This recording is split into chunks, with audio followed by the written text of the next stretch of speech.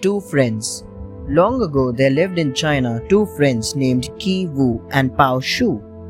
They were always together and no unkind words passed between them. On a bright, beautiful day in spring, Qi Wu and Pao Shu went for a walk together, for they were tired of the city noises. "Let us go into the pine forest," said Qi Wu lightly. "There we can forget about all our worries and lie on the moss-covered ground." "Good," said Pao Shu. "I am tired and we can rest in the forest." Happily, they passed along the winding road towards the woods, looking at the treetops. Now they came to the border of the woods, crossed a little stream, and moved towards the trees. For hours they walked, talking and laughing. While they passed through a clutter of bushes, they saw something shining. As they went close, they found a lump of gold. The Golden Nugget. "See," they both said together and pointed towards the treasure. Qi Wu bent down and picked up the nugget. It was as large as a lemon and was a little heavy. "It is yours, my dear friend," said Qi Wu as he handed over the nugget to Pao Shu. "Yours because you saw it first." No, answered Pao Shu. "You are wrong, my friend, for you were the first to speak. It is your reward." They joked for some time, each refusing to take the gold, and insisted that it belonged to the other. Finally, they dropped the chunk of gold at the very spot where they had first spied it, and they went away.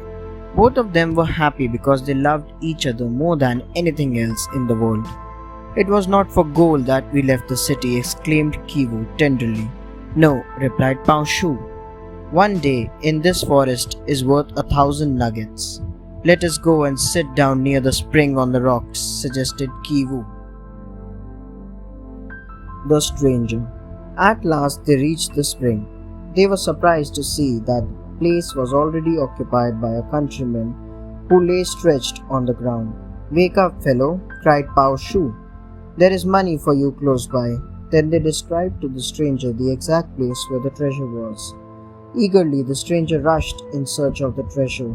After some time they were troubled by the angry voice of the stranger. "What trick have you played on me, you two?" "What do you mean, man?" asked Qi Wu, astonished. "Did you not find the treasure we told you about?" "No," the stranger said furiously. "But in its place was a monster snake which I cut in two with my blade. If you think you could drive me from this place by such a trick, you were mistaken. I was first at this place and you have no right to give me orders." The surprise. Qi Wu said to the stranger, "We thought we were doing you a favor.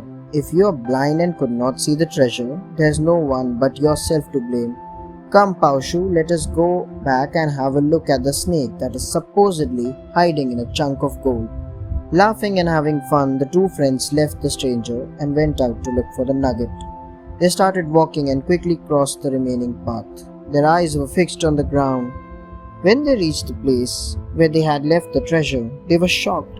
They saw neither the lump of gold nor the monster snake described by the stranger. Instead, they saw two beautiful golden nuggets, each larger than the one they had seen earlier. Each friend picked one of the nuggets and handed it happily to his companion. Thanks for watching. Do like, share, subscribe to Sahil Book House.